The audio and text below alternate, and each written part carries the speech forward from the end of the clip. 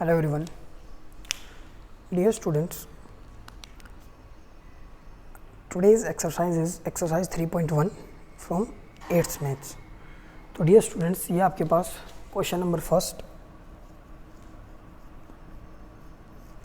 Second and third. तो first question के अंदर हमें कुछ कर्व गिवन है. इन कर्व में से हमें ये बताना है कौन सा सिंपल है, क्लोज है, पॉलीगन है, सिंपल क्लोज है, कन्वेक्स है या कनकेव है. तो डियर स्टूडेंट्स, अब फर्स्ट पार्ट से देखिए. सबसे पहले बुक में हमें पूछा गया है इनमें से कौन सा सिंपल कर्व है. तो देखिए, मैं यहाँ कॉलम बना लेता हूँ. सिंपल कर्व इनमें से कौन सा है. First, second, third, fourth, fifth, sixth, seventh और एट्थ. डियर स्टूडेंट्स, देखिए, अगर हम एक प्लेन लेते हैं, जैसे पेपर आपके पास, उससे मैं एक पेन टच करता हूँ, लगातार रिवॉल्व करता रहता हूँ बिना लाइन को काटे हुए. एक जो लाइन मैंने ड्रॉ की है उसको बिना काटे हुए, तो जो मेरे पास कर्व आता है उसको मैं बोलता हूँ सिंपल कर्व. अगर उसी कर्व को मैं दोबारा से बंद कर देता हूँ तो उस कर्व को हम बोलते हैं सिंपल क्लोज्ड कर्व. तो देखिए, पहला इसे पूछा है सिंपल कर्व. तो फर्स्ट, सेकंड, थर्ड नहीं हो सकता क्योंकि ये बीच में अलग है. इसमें ये भी नहीं हो सकता, लाइन कटी हुई है. फोर्थ, फिफ्थ, सिक्स्थ और सेवेंथ. डियर स्टूडेंट्स, ये भी नहीं हो सकता है. तो मैं अगर सिंपल कर्व की बात करूं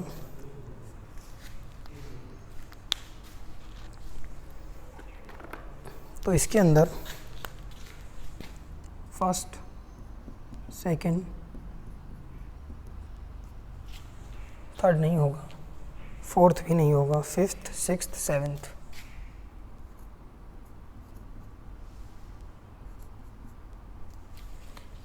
ये पहले क्वेश्चन के पहले पार्ट का आंसर है. नेक्स्ट जो हमसे क्वेश्चन पूछा गया है सिंपल क्लोज कर्व. कर्व बिल्कुल सिंपल हो और क्लोज भी होना चाहिए. मींस अगर हम एक सर्कल बनाते हैं, इस पॉइंट से मैंने स्टार्ट किया, कंप्लीट रिवॉल्व करके मैं उसको उसी पॉइंट पे ले आता हूँ, या सर्कल की जगह मैं कोई और भी शेप बना सकता हूँ. लाइन सेगमेंट काटे नहीं एक दूसरे को, और वो क्लोज एक आपका जैसे सर्किट होता है वैसा हो. तो देखिए, आप फर्स्ट है, कोई लाइन सेगमेंट आपस में काट नहीं हुई है. सेकंड भी है. थर्ड देखिए, सिंपल क्लोज कर्व है बट ये अंदर एक और सर्कल है, तो ये भी नहीं है. फोर्थ भी नहीं है. फिफ्थ, सिक्स्थ और सेवेंथ.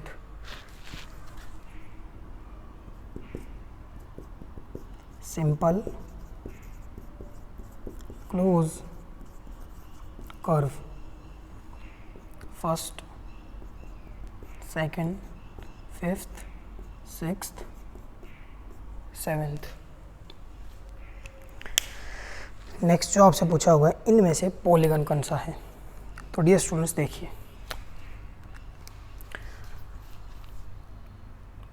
लाइन सेगमेंट्स को ज्वाइन करके जो हम एक कर्व बनाते हैं उसको बोलते हैं हम पॉलीगन.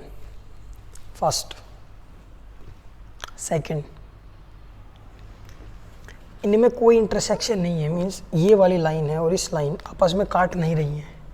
एक देखिए डियर स्टूडेंट, मैंने एक लाइन बनाई, इसको मैंने काट दिया, तो अब इसको पॉलीगन नहीं बोल सकते हैं. लाइन को इन्होंने इंटरसेक्ट किया है. जैसे कि फोर्थ वाली शेप देखिए, स्टार की शेप है, लाइंस आपस में सबको इंटरसेक्ट कर रही हैं, इसलिए हम इसको पॉलीगन नहीं बोलेंगे.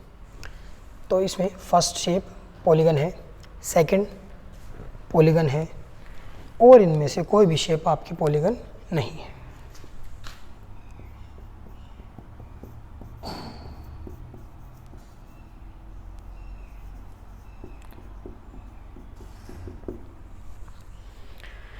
अब जो इसमें फोर्थ पार्ट है convex polygon. Convex and concave, आपके पास दो तरह के पॉलीगन हैं.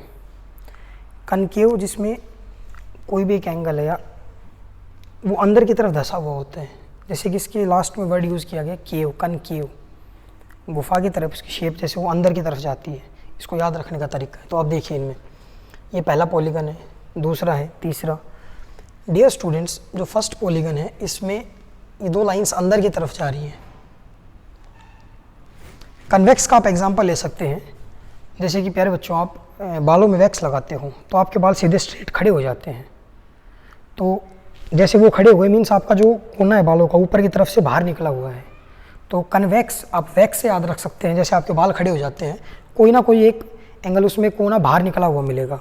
और कनकेव, केव से आप एग्जांपल याद रख सकते हैं, एक गुफा है आप उसके अंदर जाते हैं उस तरीके से। तो देखिए dear students, concave polygon first figure, इसमें ये जो आप देख रहे हो दो लाइंस अंदर की तरफ जा रही है। कन्वेक्स जैसे कि मैंने बताया आपको, बाल वाले एग्जांपल से याद रख सकते हो। एक तरह से एंगल बन गया, आपके बाल उठे हुए हैं तो आप इसको बोलते हो कन्वेक्स पॉलीगन। डियर स्टूडेंट्स, आपका फर्स्ट क्वेश्चन यहीं पर खत्म हो गया, समाप्त हो गया। अब सेकंड क्वेश्चन पे देखिए, how many diagonals does each of the following have. 3 part हैं इस क्वेश्चन में, कन्वेक्स क्वाड्रिलेटरल, रेगुलर हेक्सागन और एक ट्राइंगल। इनके पास कितने डायगोनल्स हैं? देखिए डियर स्टूडेंट्स, कन्वेक्स क्वाड्रिलेटरल जिसकी 4 साइड हैं, कोई आपको स्पेसिफिक नहीं बताया हुआ है। सपोज करो मैं इसमें एक ये शेप बना ली, आप इसको ऐसे भी बना सकते हैं। ये भी एक कन्वेक्स क्वाड्रिलेटरल है। आप और कोई शेप भी ले सकते हैं, मीन्स इसके अंदर कोई कनकेव नीचे की तरफ वो झुकना नहीं चाहिए। तो देखिए इसके अंदर मैं डायगोनल्स खींचता हूँ, इस पॉइंट से उसके अपोजिट पॉइंट पे, और नेक्स्ट एक पॉइंट उठाया उसके भी अपोजिट पॉइंट पे। तो इसमें टोटल नंबर ऑफ डायगोनल्स कितने हो गए? 2।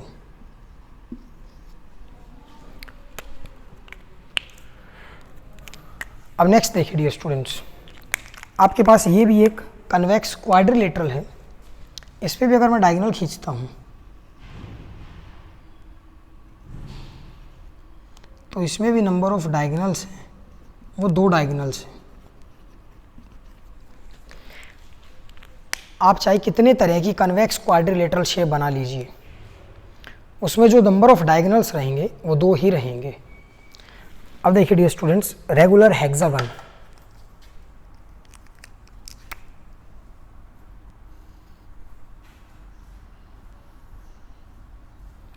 रेगुलर हेक्सागन में आपको एक याद रखना है, कोई भी रेगुलर शेप हो, हर एक साइड और हर एक एंगल आपका बराबर होगा।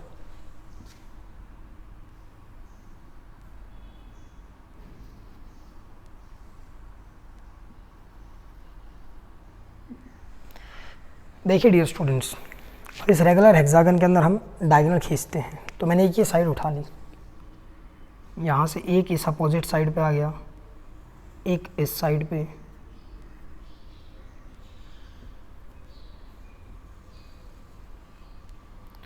और तीसरा इस साइड पे।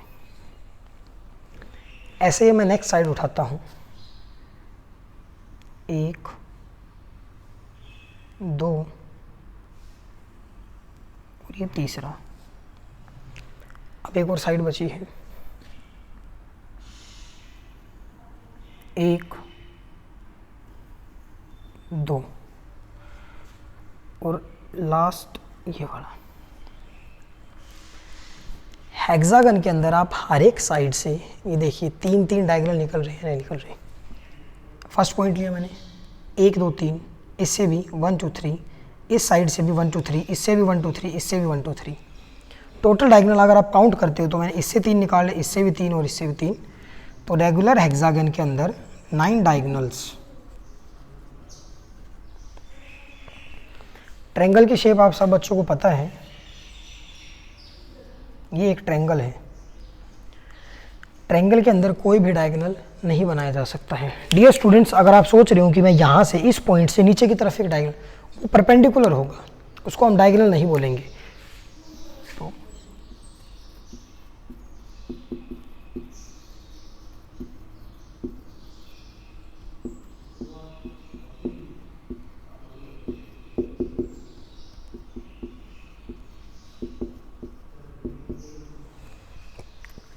स्टूडेंट्स,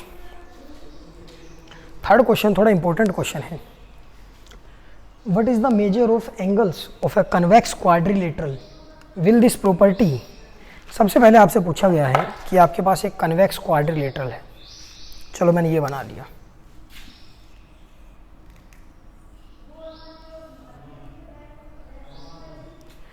ये कन्वेक्स क्वाड्रिलेटरल है, इसके एंगल्स का टोटल सम कितना होगा। आपको जो ट्रायंगल सम की प्रॉपर्टी होती है उसके इंटीरियर एंगल्स की, हम उस प्रॉपर्टी को यूज़ करके इसके एंगल्स का सम कितना होगा वो निकालेंगे। तो देखिए डियर स्टूडेंट्स, सबसे पहले स्टेप में मैं इस क्वाड्रिलेटरल को दो हिस्सों में डिवाइड कर लेता हूँ। आप अलग शेप भी ले सकते हो इसकी जगह पे। सपोज करो आपने ये शेप ले ली,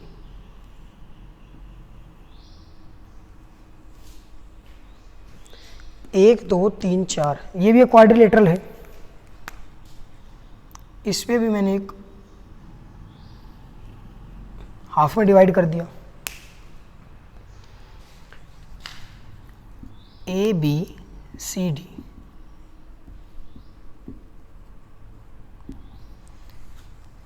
इस लाइन ने इन क्वाड्रिलेटरल्स को दो पार्ट्स में डिवाइड कर दिया है।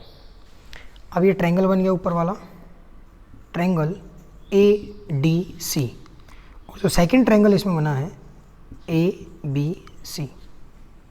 ऐसे आप सेकंड का एग्जांपल ले सकते हैं। तो देखिए, angle A plus angle D plus angle C is equal to 180। ये प्रॉपर्टी होती है आपकी, ट्रायंगल्स की इंटीरियर के एंगल्स का जितना भी सम होता है वो 180 डिग्री के इक्वल होता है। नेक्स्ट, angle A plus angle B plus angle C is equal to 180। तो देखिए डियर स्टूडेंट्स, इन दोनों का अगर मैं जोड़ता हूँ, angle A plus angle D plus angle C plus angle A plus angle B plus angle C is equal to 180 plus 180। इन सब का अगर मैं सम करता हूँ तो ये बनेगा A B C D is equal to 360 degree.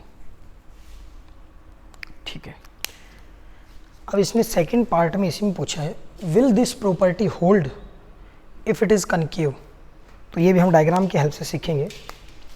ये मैंने एक कन्वेक्स क्वाड्रिलेटर जो ऊपर बनाया है, इससे अपोजिट कनकेव क्वाड्रिलेटर बना दिया।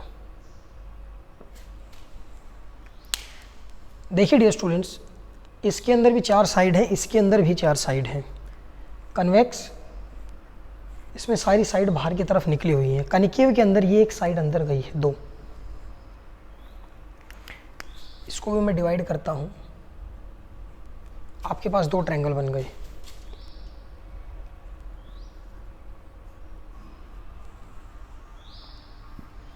इनका भी सम 180 के इक्वल होगा।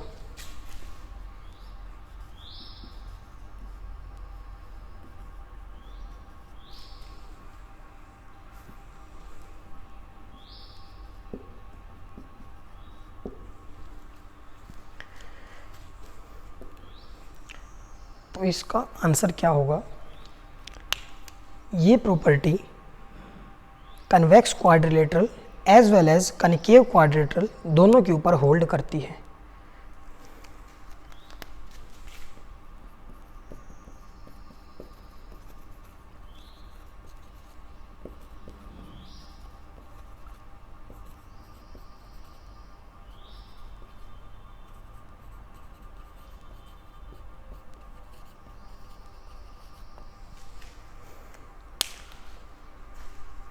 स्टूडेंट्स, ये एक्सरसाइज 3.1 के आपके 3 क्वेश्चन थे। नेक्स्ट लेक्चर में हम आगे क्वेश्चंस को डिस्कस करेंगे। Thank you.